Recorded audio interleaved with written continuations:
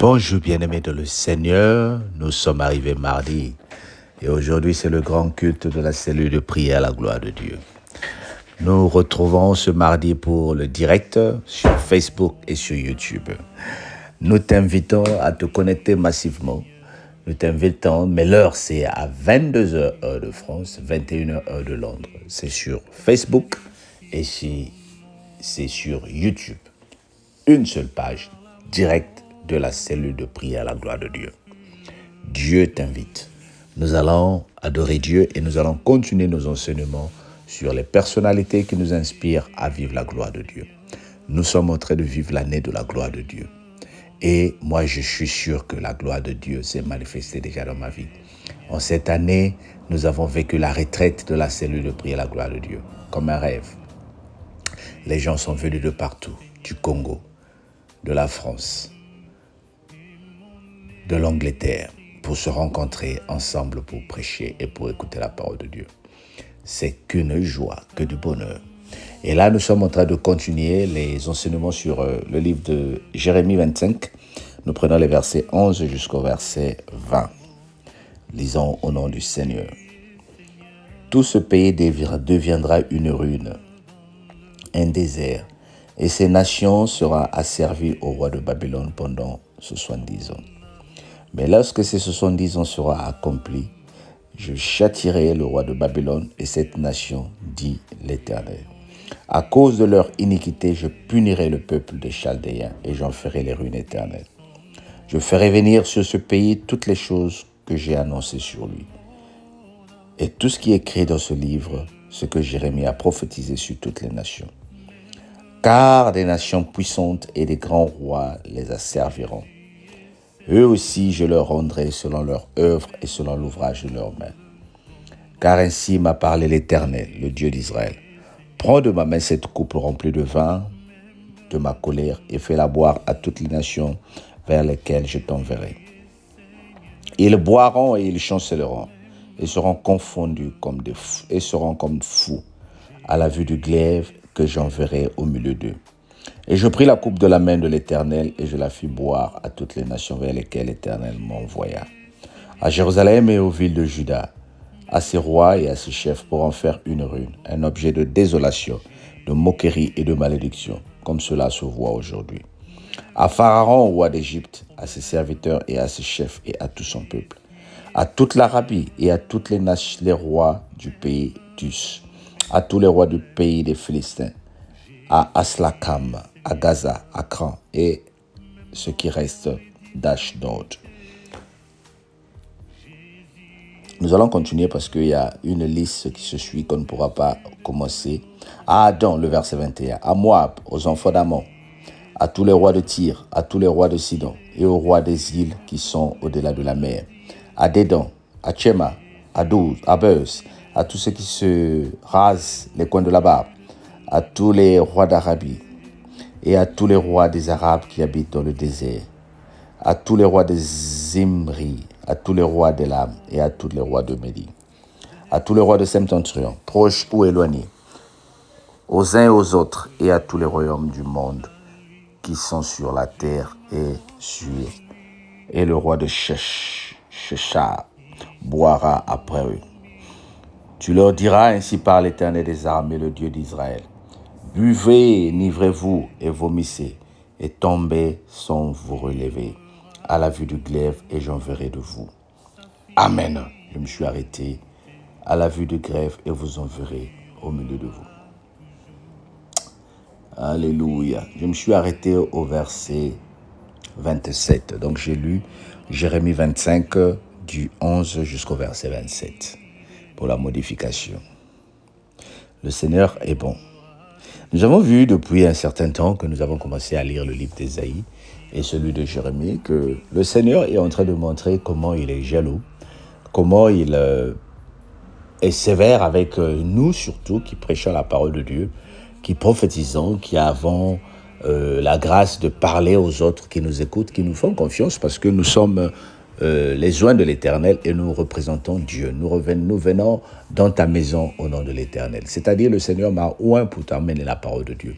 Et il y a une certaine considération que tu dois avoir, que tu as peut-être envers ce que je t'apporte comme parole. Maintenant, quelle est cette parole que le Seigneur me donne de te donner? Vous savez, la parole de Dieu, elle est en fonction des circonstances. Ce que nous lisons dans la Bible s'adapte aujourd'hui dans le monde des réseaux sociaux. Par exemple, au temps de Jésus-Christ, il n'y avait pas le WhatsApp, il n'y avait pas Facebook, il n'y avait pas TikTok. Mais nous sommes en train de nous adapter en fonction de ce que nous vivons dans le monde. Le Seigneur est en train de parler, par exemple, à l'époque des sacrifices. Et on devait des sacrifices, on faisait des sacrifices. Mais quand Jésus-Christ est venu, il a été le sacrifice vivant. Et à travers Jésus, nous ne faisons plus les sacrifices. Le Seigneur est en train de parler, par exemple, à l'époque de la dîme, de 10%. Et aujourd'hui, nous voyons que la dîme n'est plus comme à l'époque où les gens étaient condamnés à donner la dîme. Et je ne prêche pas contre la dîme puisque les gens continuent à payer la dîme et nous la donnons aussi dans les églises ou dans les milieux chrétiens que nous sommes. Elle est une bonne chose tant qu'elle sert à l'œuvre de Dieu, pas pour enrichir une personne. Il y a beaucoup de pratiques qui ont changé. À l'époque, par exemple, on pouvait lire la parole de Dieu pour dire que la femme doit rester calme et c'est à son homme de l'enseigner la parole à la maison. Et aujourd'hui, il y a beaucoup de gens qui s'assoient sur cette parole pour dire que la femme ne peut pas prêcher la parole de Dieu. Esther a prêché la parole de Dieu, n'est-ce pas? Ruth a été un exemple, n'est-ce pas? Ils ont apporté la parole de Dieu. Et dans les livres des juges, vous allez voir qu'il y a une des grands juges que le Seigneur avait envoyé, Déborah, qui a enseigné le peuple de Dieu et qui a sauvé toute une nation. Donc, vous voyez que la parole de Dieu ne s'interprète pas littéralement, mais elle s'interprète en fonction des circonstances et des situations. Pourquoi je parle de toutes ces choses-là? Parce que j'ai compris, et c'est ce message que j'aimerais appuyer cette semaine. Et je suis très en colère envers les hommes de Dieu ou les femmes de Dieu qui utilisent la parole de Dieu pour amener la division dans les familles, pour amener la division dans l'église. Tu vas remarquer quand tu arrives dans une église, si la personne ne t'enseigne pas, d'abord on ne donne que ce qu'on a. Si la personne ne t'enseigne pas la parole de Dieu, ne t'explique pas la parole de Dieu dans son contexte, et que la personne ne fait que te prophétiser le mal, la personne ne fait que te faire peur. Ah, ta femme n'aime pas prier parce qu'elle est suspecte. Bien-aimé, si tu es dans cette église-là, sors de cette église. Tu vas remarquer dans cette église, si la personne te met la corde au cou, que chaque fois qu'il faut que tu apportes l'argent, parce que si tu n'as pas donné l'argent, on ne va pas s'en sortir, sors de cette église. Sors de cette structure. La cellule de prière à la gloire de Dieu a compris une chose. Lorsque nous voulons organiser, par exemple, la retraite, nous calculons combien elle nous coûte. Et nous disons aux gens, la retraite nous coûte 8 000. Nous serons peut-être 100. Divisant par 100, ça nous fait 80. Il faut que chacun de nous donne 80. Maintenant, ceux qui peuvent donner plus, ils vont aider les autres. Et dans cette collecte que nous avons fait, par exemple, à la retraite, les gens sont témoins. Il y a des gens à qui on a payé des billets. Il y a des gens à qui on a payé les visas. Et les autres aussi ont donné de leur argent pour combler les trous. Je parle de ces choses-là pour t'expliquer que nous ne demandons pas l'argent, par exemple, pour t'exploiter, mais nous demandons l'argent pour l'évangélisation. Maintenant, si tu as remarqué qu'un homme de Dieu commence à te mettre la corde au cou, parce qu'il faut l'argent. Si tu donnes l'argent, tu seras béni. Si tu donnes l'argent, tu seras béni. Lève les yeux au ciel et regarde. Combien de païens donnent la dîme? Combien de païens donnent la collecte et ils sont devenus des Bill Gates? Bien-aimé, Dieu ne te bénit pas parce que tu donnes, mais Dieu te bénit parce que tu as un cœur d'amour.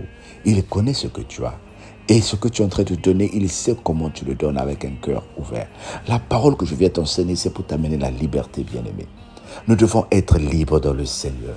Dis avec moi, je suis libre. Que personne ne te force de venir à la prière. Que personne ne te force de faire les choses pour l'Éternel. Mais fais-le parce que tu crains Dieu.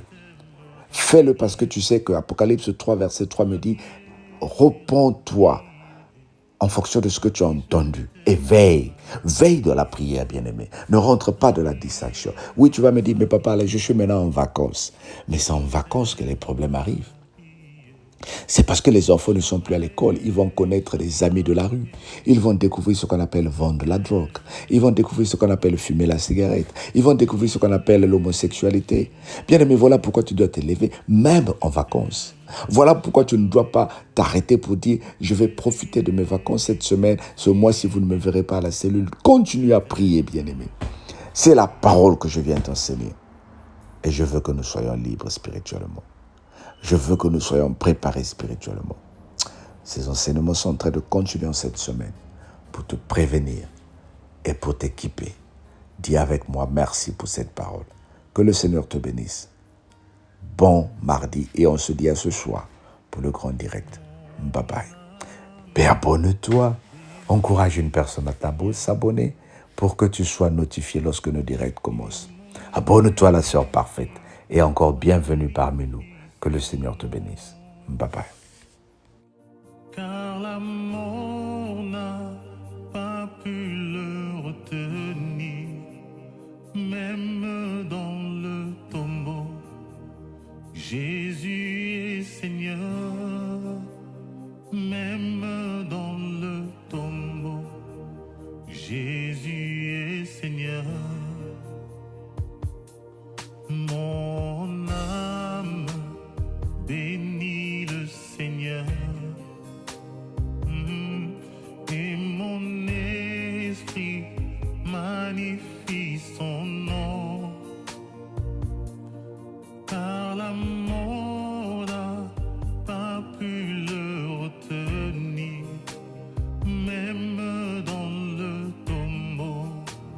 Jésus est Seigneur, même dans le tombeau. Jésus est Seigneur. Mon âme bénit le Seigneur, et mon esprit magnifie son nom, car l'amour n'a pas pu le retenir, même dans le tombeau. Jésus est Seigneur, même dans le tombeau. Jésus